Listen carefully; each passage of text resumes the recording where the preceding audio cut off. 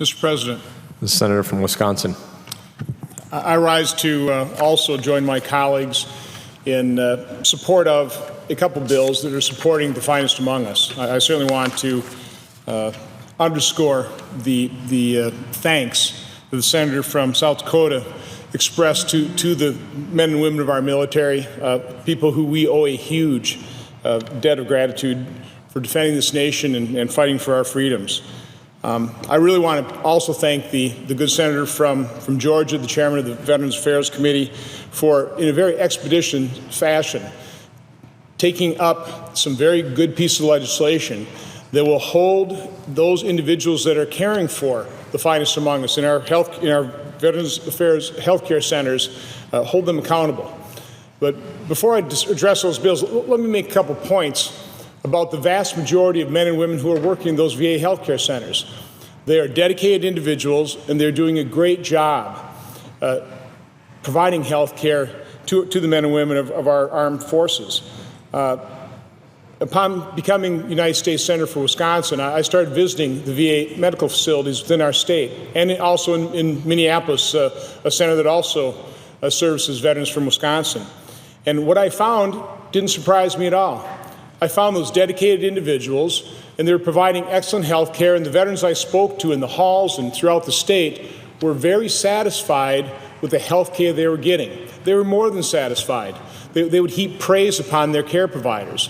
Now, the wait times were pretty long, the parking lots were pretty full, but again, that underscored, certainly what I saw, that the vast majority of those men and women, the nurses, the doctors, the administrators in our VA healthcare facilities are really dedicated to the task, and they're doing a great job for our veterans. But the fact of the matter is, they're not all doing a good job. And it's not a perfect system, not by a long shot. And I give the press corps a great deal of credit for breaking stories. First in Arizona, where we saw those long wait times, actually resulting in the deaths of some veterans. And then in early January, I first became aware, because of a news report, of a real problem in the Tomah, Wisconsin VA healthcare facility. And I think maybe the best way to approach this is provide a timeline that I provided in a field hearing that we held as a joint field hearing between my committee, the Senate Committee on Homeland Security and Government Affairs, and the Veterans Affairs Committee in the House, raising the issue in the community. It was an excellent hearing. It afforded the surviving members of some veterans that had died in the care of the Tomah VA Center the ability to tell their stories, to make an impression, to get the attention of the administrators of the VA to start correcting the problems. But in my opening statement, I laid out a timeline that I'd like to repeat here. In April of 2003, Dr. David Houlihan was disciplined by the Iowa Board of Medicine for having an inappropriate relationship with a psychiatric patient. According to the executive director of the Board of Medicine, the sanctions should have been a serious concern for future employers. That was April in 2003. In 2004, Dr. Houlihan was hired as a psychiatrist at the Tomah VA Medical Center. In August of 2005, Dr. Houlihan became chief of staff of the Tomah Medical Center. In November 2007, Craig Farrington, a veteran who sought treatment at Tomah facility for medication management, died from a lethal mixture of drugs. Autopsy results showed Mr. Farrington had 7 drugs in his system. In April 2009, it was known and documented by employees of the Tomah VA that many of Dr. Houlihan's patients called him, quote, the candy man. And they were concerned that veterans were, quote, prescribed large quantities of narcotics. Again, that was April of 2009. In June of 2009, Dr. Noelle Johnson was fired from Tomah for refusing to fill prescriptions that she had believed to be unsafe. Dr. Johnson had raised concerns to her supporters, had sought guidance from the Iowa Medical Licensing Board, and later spoke with the Drug Enforcement Administration about Dr. Houlihan. In July 2009, Dr. Chris Kirkpatrick was fired from Tomah.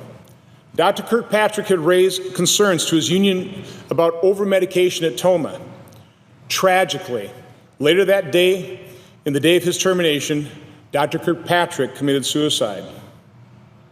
In August of 2011, the VA Office of Inspector General received an anonymous complaint about overprescription and retaliation by Dr. Houlihan at Toma. In March of 2012, a second anonymous complaint was filed with the IG against Dr. Houlihan. The OIG examined 32 separate allegations during its 2.5-year-long inspection. In March of last year, 2014, the Office of Inspector finished its inspection of Toma and administratively closed the case without making it public. On August 30 of 2014, Jason Simkuski died in the Toma Medical Health Wing as a result of a mixed drug toxicity. Simkuski was a patient of Dr. Houlihan. His autopsy revealed he had over a dozen different medications in his system. In September 2014, Ryan Honnell began lodging whistleblower complaints about patient safety and quality of care at Toma. On January 8, 2015, the Center for Investigative Reporting published an article detailing overprescription and retaliation at Toma. The article revealed that veterans and employees referred to the Toma VA Medical Center as Candyland. On January 12, 2015, Candace Dellis brought her father, Thomas Bayer, to the Toma VA Urgent Care Center with stroke-like symptoms. Mr. Bayer waited over 2 hours for attention. That day, the facility's CT scanner was down for, quote, routine preventative maintenance. Mr. Bayer passed away 2 days later. On February 6, 2015, the Office of Inspector General finally posted its Toma Healthcare Inspection Report on its website. And Mr. President, I called up Candace Dellis, the daughter of Thomas Bayer, shortly after I heard of the tragic death of her father. I will never forget what she told me. She said, Ron, had I known the problems of the Toma VA Medical Center, I never would have taken my father to the facility, and my father would be alive today. I believe that to be a true statement.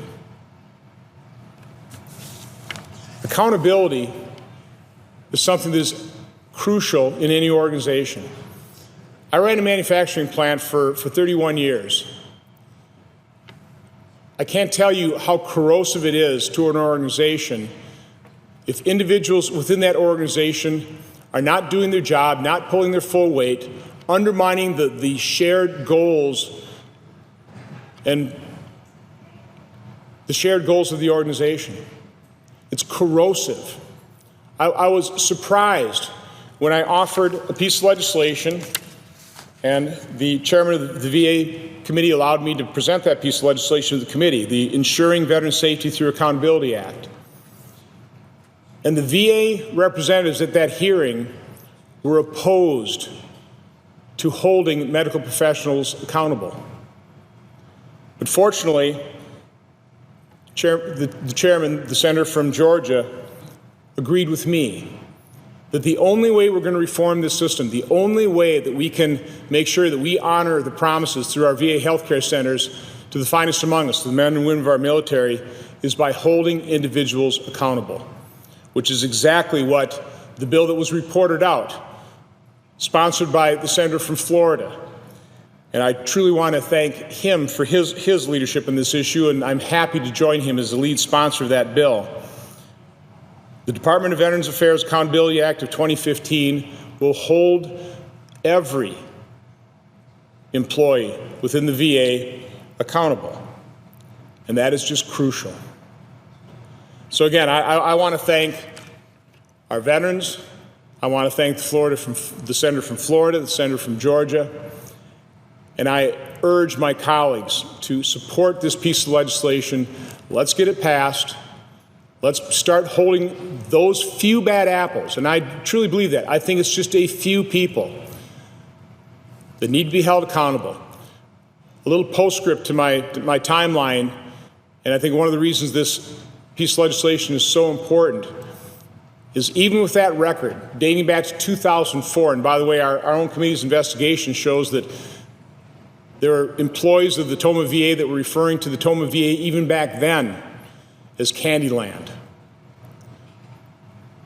It's just crucial that we hold those people accountable, but to date, nobody, after multiple deaths caused by the overprescription of opiates after the death of Thomas Bayer, a veteran who basically died of neglect, no one has been held accountable by being fired, by being terminated. And again, this is not, from my perspective, there's any joy in terminating an employee, but for the good of the organization, in order to honor the promises of the finest among us, that type of accountability is absolutely necessary. With that, I yield the floor.